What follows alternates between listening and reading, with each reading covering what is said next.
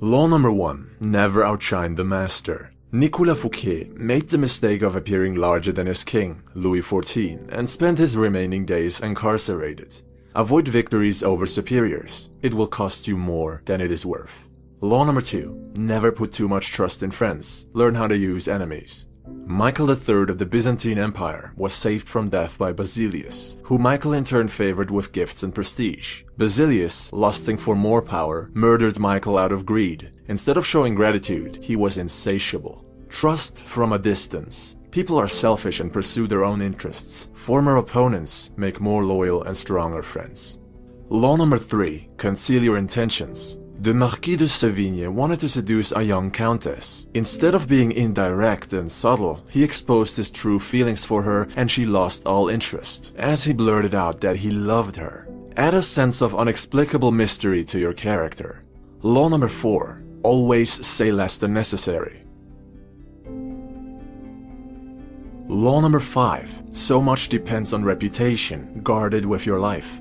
During the Second World War, Erwin Rommel was known for his superior skill in cunning and deceptive strategy. All of the opposition were demoralized and doubting their chances of success facing him. Your reputation precedes you. Build and protect it carefully.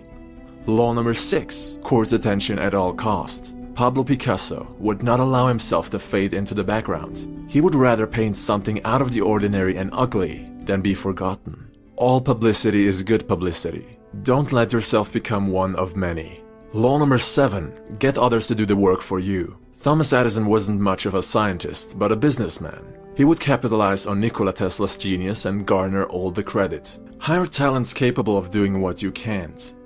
Law number 8. Make other people come to you. Use bait if necessary. When I have laid bait for deer, I don't shoot at the first doe that comes to sniff, but wait until the whole herd has gathered round. Otto von Bismarck. Force your opponent to react to your moves.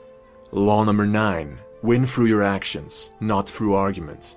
Mucius needed strong ships. Without guarding his tongue, his engineer argued that a different type than the one Mucius preferred would be much better for conquest. Despite being right, the engineer was sentenced to death. Don't argue with authorities. Agree and suggest an alternative, then demonstrate.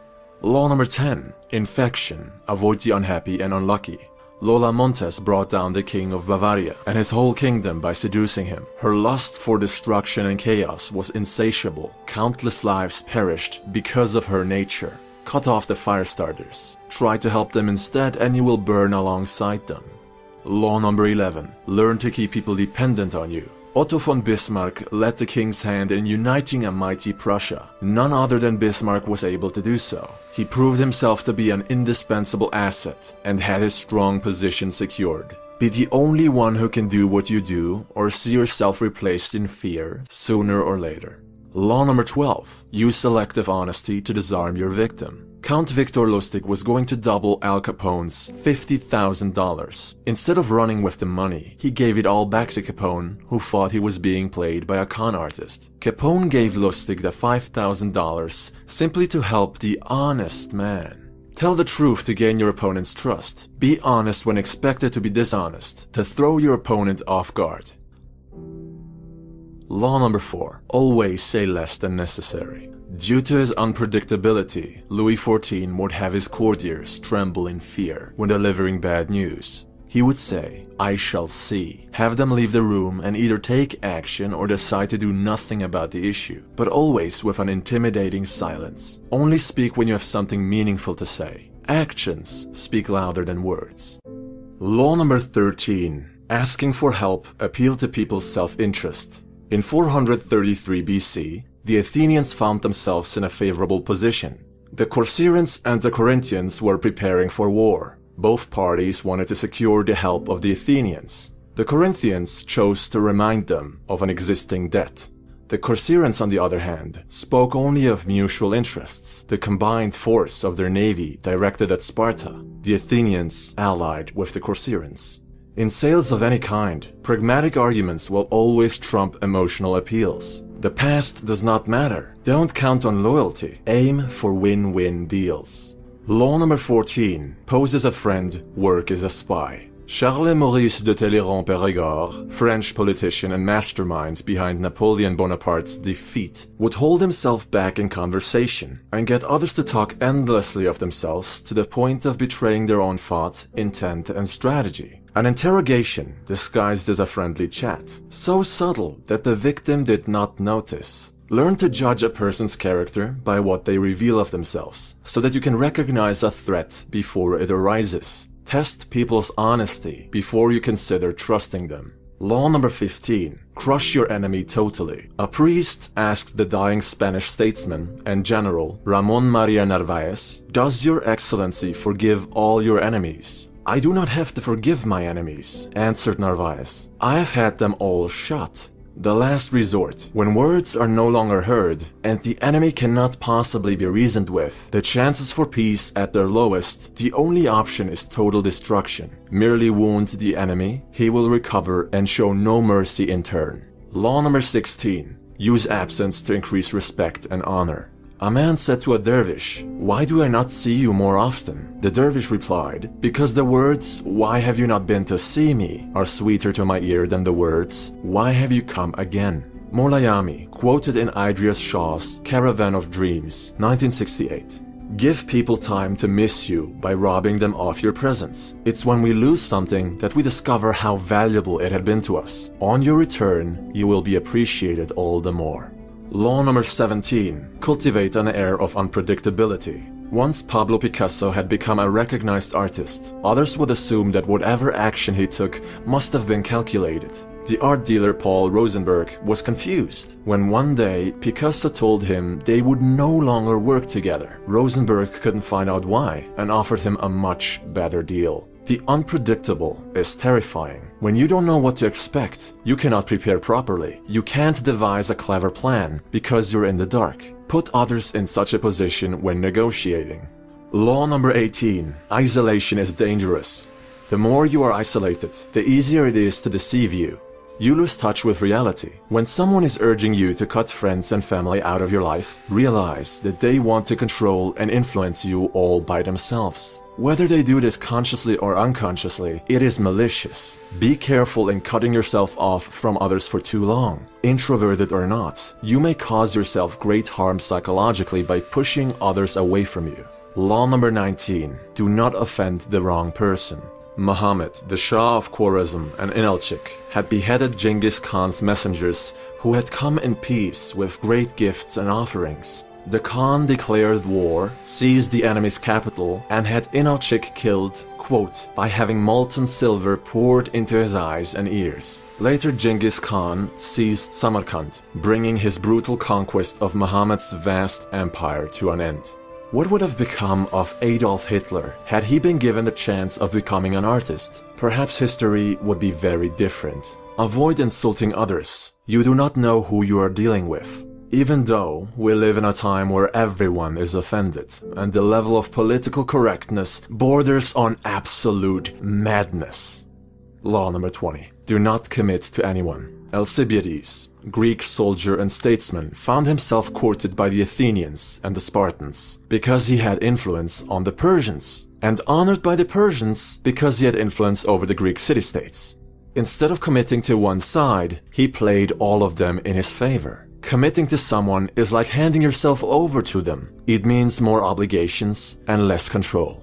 Law number 21. Play a sucker to catch a sucker. Socrates said, "The only true wisdom is in knowing you know nothing." He didn't actually believe of himself that he did not know anything. It was his way of disarming people. Sometimes you have to play dumb so that the other lets his guard down. Being openly smart is foolish. Being openly foolish is smart. Law number 22. Surrender tactic. Transform weakness into power. The Melians were prompted to surrender, but declined the Athenians' offer. Despite their alliance, the Spartans did not come to the rescue. Melos was conquered and their population slaughtered and sold into slavery. To quote Cardinal de Retz, "Weak people never give way when they ought to. Avoid weakness, but when you find yourself in a weak spot, choose to fight another day. You will lose the current battle, but the war is not over." Law number 23. Concentrate your forces. The greater an empire's territories, the more vulnerability. Great lands need strong borders. Else they may be overrun by another barbarian tribe, as seen with the collapse of Rome. Your armies are strongest when forged together. Divide them, and they may not be able to protect the empire from an invasion. Dedicate your complete focus to one front, using every resource at your disposal, and all of your energy to master your craft through total immersion. Law number 24. Play the perfect courtier. One cannot spell courtiership without Charles Maurice de Talleyrand-Périgord, the man who brought down Napoleon Bonaparte, master of the battlefield, with extreme subtlety. You are a courtier, or courtier, whether you like it or not. You must play the game of power, so you might as well choose to be good at it. The perfect courtier obeys his masters but shines in his own light. He is not powerless, doesn't trust, but appears trustful. Doesn't talk much, but finds the right words and the right timing when he does. Everyone likes him. He is charming, witty, and helpful. He appears to be neutral, a paragon of honesty and fairness. He always has a genuine smile on his face, and we don't doubt his intentions for 1 second. Although he is a great talent, we do not feel threatened by him. We seek him as an ally. This way, the perfect courtier holds more power than the king himself without the dangers of that position. As we target the highest authorities, he's in the shadows observing the current state of the chessboard. Pieces may fall and be sacrificed on both ends, but he is winning regardless. Learn the art of courtiership.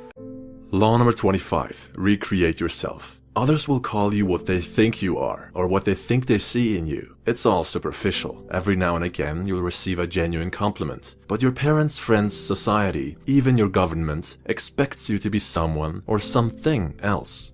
It's important that you choose to be whatever you want to be, and that you feel free to change whenever you like. You have the freedom to dismiss the opinions of others, even to put on a good show like Gaius Julius Caesar. The world is your stage. It's up to you what role you want to play. Think of life like a book, and you're writing it. You're the main character, so act like it. Law number 26. Keep your hands clean.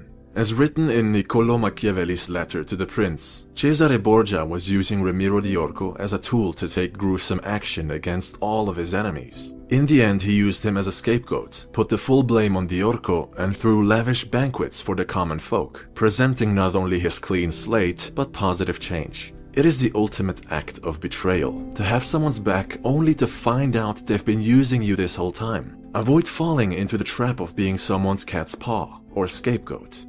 Law number 27. Play on people's need to believe. There are two different types of people in the world. Those who want to know and those who want to believe. Friedrich Nietzsche. We strive to find meaning in a world full of formless chaos. Hence, most of us resort to the comfort of believing in unproven divine entities. Your quest for answers and your need to belong is used against you, whether for your recruitment as a mindless disciple or your loyal customership for a particular brand. Christopher Hitchens wrote, "Beware the irrational, however seductive. Shun the transcendent, and all who invite you to subordinate or annihilate yourself." End quote.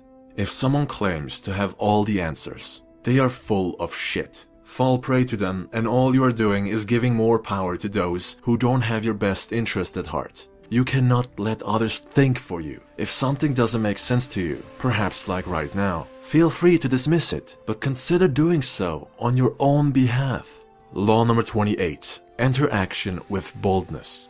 If you're confident enough to play the role of Monsieur Lustig, one of the greatest con artists in history, selling the Eiffel Tower to greedy scrap metal business owners looking to make a fortune overnight for millions of dollars, not once but twice, one thing is crystal clear. You're not playing around. You don't hesitate, and your moves have a high rate of success, be that in seduction, strategy, or power games. There's that one split second before a box fight where Mike Tyson's opponent will flinch and break eye contact. He already knows he's beaten. There's that scene where Marco Polo and Kublai Khan stare down a wolf. It's hesitation versus boldness. In order to be fearless, you need courage. Be bold. Law number 29. Plan all the way to the end. Excerpt from the book. The gods on Mount Olympus, looking down on human actions from the clouds, they see in advance the endings of all great dreams that lead to disaster and tragedy, and they laugh at our inability to see beyond the moment, and at how we delude ourselves. Before you take action, consider the possible outcomes and consequences, calculate the risk, then execute if it's worth doing. However, as time goes on, things reform, and it would be foolish to stick to a plan that ignores change. Law number 30. Make your accomplishments seem effortless. Harry Houdini made his stunt performances look like they were a walk in the park, a piece of cake, as easy as stealing a child's lollipop. No one saw just how much work, preparation, and practice went into every piece of the puzzle. This illusion we call magic. Make it look like it was improvised, made up on the spot, and it will seem genuine. Boast how much work went into something, and its natural allure, the magic, is gone. Law number 31. Get others to play with the cards you deal. Ivan the Terrible let Russia choose between him as their Tsar or total destruction from its enemies, the Boyars. He made them see that they could only possibly be protected by him. It wasn't really a choice, and the Russians probably had other options that they were unaware of. They begged him to come back to the capital and lead them. This was what he wanted all along. People like to think they have a choice. Present them options that will work for you either way. This is the norm in elections and anything of real importance. Just like Houdini's performance, it is an illusion. Law number 32. People's need to believe and people's fantasies. There isn't a big difference. Il Brigadino was an alchemist. People believed he could turn objects like wood into gold. Ironically, the only gold he ever made was given to him by the people who wanted him to multiply it. And others started to learn and practice alchemy. Stop clicking on how to make $1 million overnight type clickbait. Stop buying 6-minute ab workout programs and stop going to the 7 steps on how to pull hot chicks within hours event and get real. If it sounds too good to be true, it probably is. Law number 33. Discover each man's thumbscrew. Cardinal Richelieu would find out the weaknesses of everyone around him, then worked on it by being useful to them until they were of no use to him. One by one, he worked his way up to the king, who at the time was a mere child. Know the weak spots of your opponents, the crack in their defense, and you will know what to work with when you need it. In reverse, do not betray your own weaknesses. Law number 34. Be royal in your own fashion. Act like a king. Christopher Columbus did not accept his low standing in the world he was born. He recreated his family tree, married into nobility, and peddled with kings. Now, unless he was mad, people thought, there must be valid reasons behind his bold requests. He must be legitimate.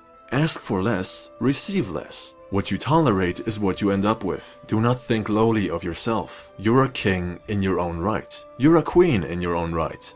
Princes and princesses are no good today. Law number 35. Master the art of timing. Joseph Fouché was switching sides whenever he sensed danger. His biography is riddled with nigh impossible escapes from death. He did not deem it necessary to be loyal to disloyal men. Say what you want of his attitude, but he certainly knew when to act and when to lay low. With time comes change. It is important to not only know how to adapt, but at what exact moment for maximum effect. Too fast and you're a traitor. Too late and you're imitating the others. In any case, learn to use time to your advantage. Law number 36. Disdain things you cannot have. King Henry VIII of England ignored his wife Catherine of Aragon for denying him a son. With Thomas Cromwell on his side, he devised a clever plan to marry Anne Boleyn. When you ignore someone, they cannot argue with you, they cannot influence you. You're out of reach and they can't do anything about it. If there is something you cannot and will never have, it is best to push it aside with discontent. Law 37. Create compelling spectacles. Dr. Weisleder healed his patients with the mere energy of moonlight. Why was this obvious scam so successful? Well, people didn't have the internet back then, but they also believed it was too spectacular to be fraud. The grandiosity, the associated status, rich and famous personalities were waiting in line to be healed and healed again. Using symbols as powerful as the moon and the very absence of explanation let people fill in the logical gaps all by themselves. If everyone believes it, it must be true. Mark Twain wrote, "Whenever you find yourself on the side of the majority, it is time to pause and reflect." Law 38. Think as you like, but behave like others. 478 BC, the fearless and experienced warrior Pausanias and his Greek troops captured part of the Persian Empire. Being the overseer of these lands went to his head, and he began acting rather strangely, even for Pausanias. He spoke ill of his own people. Feeling and showing superiority breeds hate. His god complex and constant need to stand out had him killed in the end. You want to fit in, whether you share common beliefs or not. Being better or different in any way just causes trouble through other people's envy and disdain. They'll ostracize you from the group and slander your reputation. How much money do you make? About 70% of whatever they make. Law 39. Stir up waters to catch fish. This is the good old lay a trap with bait and wait. Monkey see, monkey do. The spider web.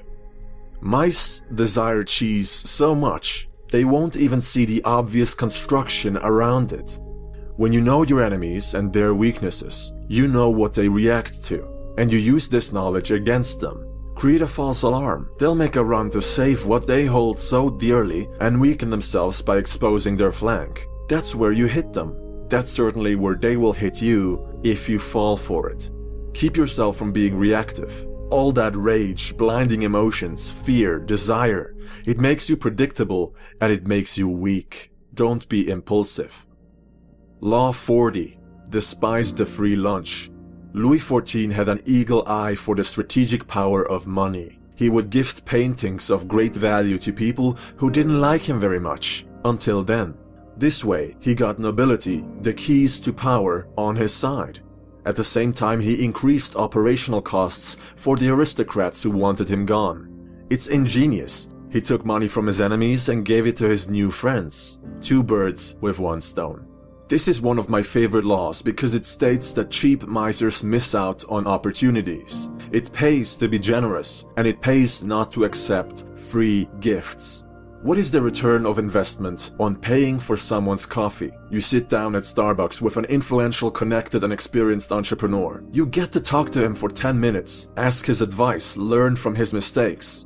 I don't care if the coffee costs $50, I'm paying because there is a lot of upside.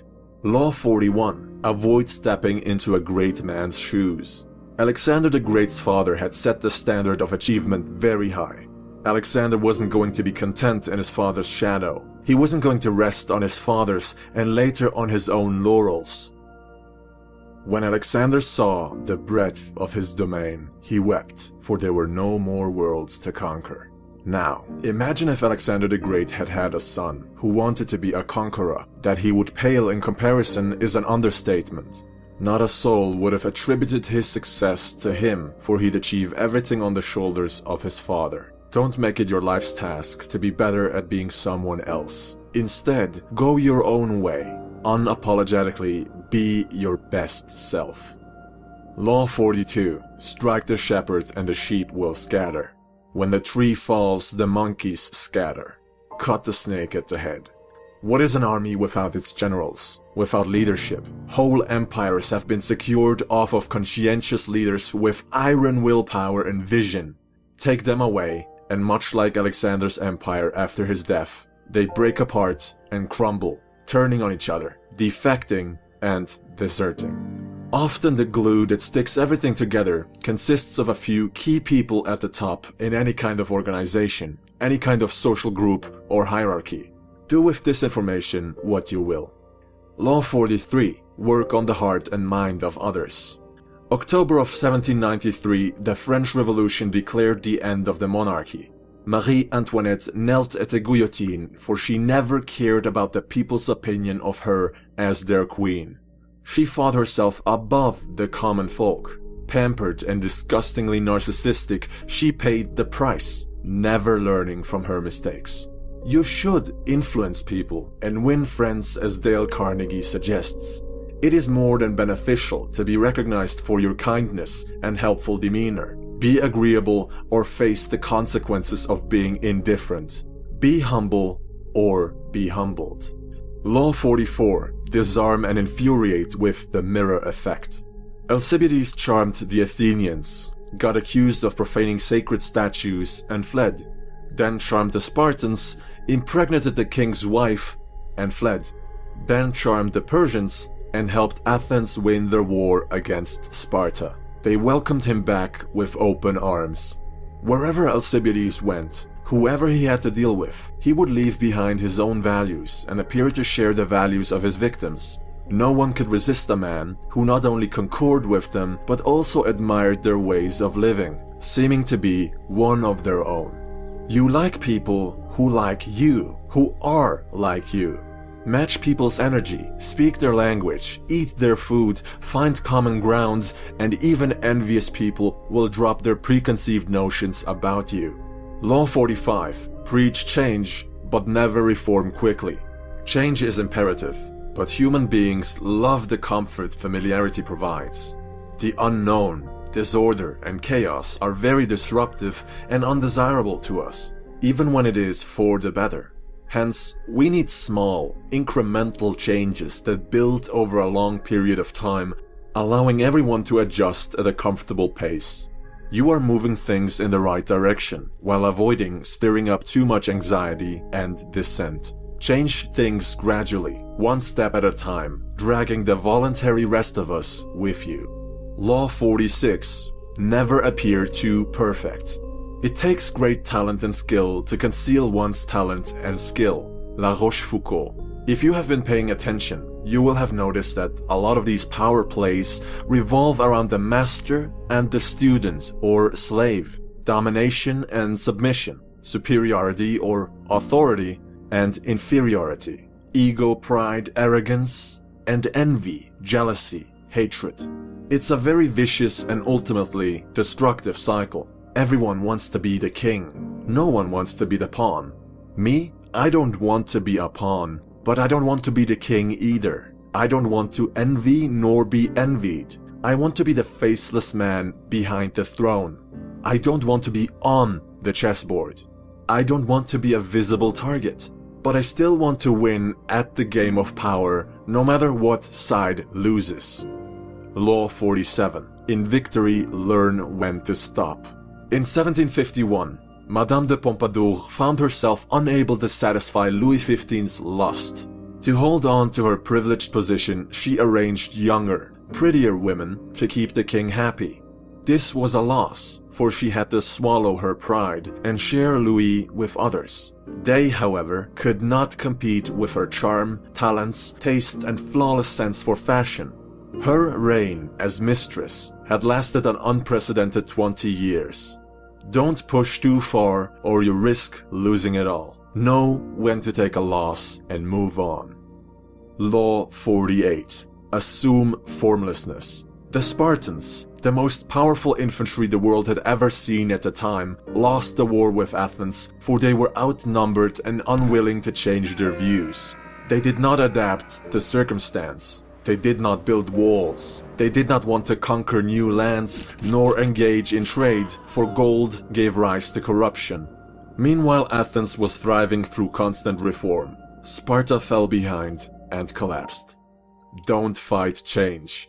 When you catch yourself in the futile attempt to resist a new order, remind yourself that you not only missed the opportunity to predict it, but to adapt to it in time. You have to be anti-fragile. As Bruce Lee said, and this is the closing statement, you must be shapeless, formless, like water. When you pour water in a cup, it becomes the cup. When you pour water in a bottle, it becomes the bottle. When you pour water in a teapot, it becomes the teapot. Water can drip and it can crash. Be water, my friend.